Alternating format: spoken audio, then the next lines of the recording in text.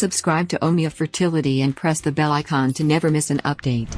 नमस्ते, मैं डॉक्टर सीमा Bajaj, director ओमिया fertility. आज हम बात करेंगे एम्ब्रियो फ्रीजिंग के बारे में। एम्ब्रियो फ्रीजिंग क्या होती है, इसकी क्या आवश्यकता होती है और पेशेंट्स को क्यों करवाते हैं। सबसे पहले हमें समझना होगा कि आईवीएफ की एक प्रक्रिया में क्या क्या होता है। आईवीएफ की प्रक्रिया में आपको इंजेक्शंस लगते हैं, आपके oocytes को मैच्योर किया जाता है और उनको बाहर निकाला जाता है अंडर एनेस्थीसिया। आपके हस्बैंड का सैंपल लिया जाता है और एम्ब्रियो को बनाया जाता है एक इंक्यूबेटर में, एक कल्चर मीडियम में रख के। जब ये एम्ब्रियोज बनते हैं तो उनको डे 5 तक ग्रो कर सकते हैं। ये डिपेंड करता है आपके कितने नंबर ऑफ एग्स है, कैसे एम्ब्रियोज बन रहे हैं। जब आपके एम्ब्रियोज तैयार हो जाते हैं डे 5 में इन कल्चर मीडिया में, इंक्यूबेटर में, तो उनको फ्रीज करके रखा जाता है, जिसको हम कहते हैं एम्ब्रियो फ्रीजिंग। इसको विट्रिफिकेशन भी कहा जा सकता है और इसके द्वारा आपके एम्ब्रियोज को एक लिक्विड नाइट्रोजन में क्रायोकैंस में रखा जाता है। आइए पहले हम समझते हैं कि एम्ब्रियो फ्रीजिंग क्या होता है, किन पेशेंट्स को इस चीज़ की रिक्वायरमेंट होती है। अगर आपके बहुत सारे एम्ब्रियोज बने हैं, उनको हम फ्रीज करके रख सकते हैं आगे की साइकिल्स के लिए। अगर आपको OHS हो गया या आप हाइपर स्टिमुलेट हो गए हैं, आपकी एंडोमेट्रियम अभी तैयार नहीं है ट्रांसफर के लिए, इन पेशेंट्स में एम्ब्रियो फ्रीजिंग की जाती है। या आप चाहते हैं कि अभी प्रेगनेंसी को डिले करना चाहते हैं, तो आप अपने एम्ब्रियोज को फ्रीज करके रख सकते हैं।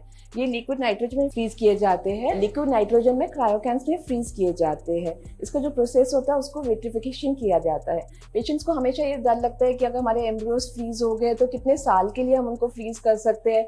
ऐसा तो नहीं है वो थॉ हो गए तो वापस खराब हो जाएंगे, नहीं, बिल्कुल ऐसा नहीं होता। आपके जब एम्ब्रियोज को फ्रीज किया जाता है और जब उसको थॉ किया जाएगा, वो बिल्कुल वापस वैसे ही निकलते हैं। आप अपने एम्ब्रियोज को कितने लंबे समय तक फ्रीज कर सकते हैं, 2 साल, 3 साल, 4 साल, 5 साल, 10 साल तक फ्रीज कर सकते हैं।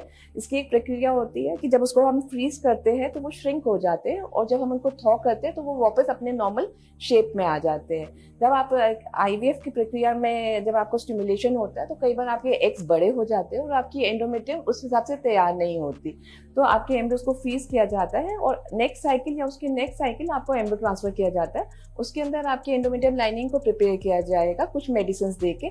जब आपकी एंडोमेट्रियम रेडी हो जाएगी तो उसको प्रोजेस्टेरोन उसमें ऐड किया जाता है और उसके बाद आपका एम्ब्रियो ट्रांसफर किया जाता है उस डे के हिसाब से जिस डे के आपके एम्ब्रियोज फ्रीज्ड है। तो पेशेंट्स को ये हमेशा जो शंका रहती है या जो हमेशा डाउट होता है कि हमारे एम्ब्रियोज वापस निकलेंगे या नहीं होंगे, ये उन पेशेंट्स के लिए है कि आप ये मत सोचिए। जिस स्टेज पे, जिस प्रक्रिया में, जिस साइज पे या जिस टाइप के एम्ब्रियोज आपके फ्रीज हुए, उसी टाइप के वापस निकलते हैं। एक बार देखा भी गया है कि एम्ब्रियो फ्रोजन एम्ब्रियो के ट्रांसफर के रिजल्ट्स बहुत बेहतर रहते हैं क्योंकि इसमें आपकी एंडोमेट्रियम को अलग से प्रिपेयर किया जाता है। एम्ब्रियो फ्रीजिंग उन पेशेंट्स में भी की जाती है जिनमें कि हम PGD या PGS करते हैं। इन पेशेंट्स में अगर आपको कोई जेनेटिक अबनॉर्मलिटी है और बच्चे में हमें ये टेस्ट करना है कि एम्ब्रियोज में कि इनमें कोई जेनेटिक अबनॉर्मलिटी ट्रांसफर तो नहीं हो रही या आपके रिपीटेड फेलियर्स है, तो आपके एम्ब्रियोज की बायोप्सी ली जाती है।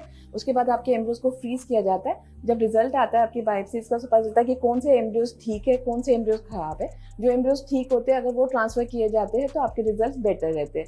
कोई भी पेशेंट को ये मन में शंका नहीं रखनी कि हम एम्ब्रियो फ्रीजिंग कराएं या नहीं कराएं।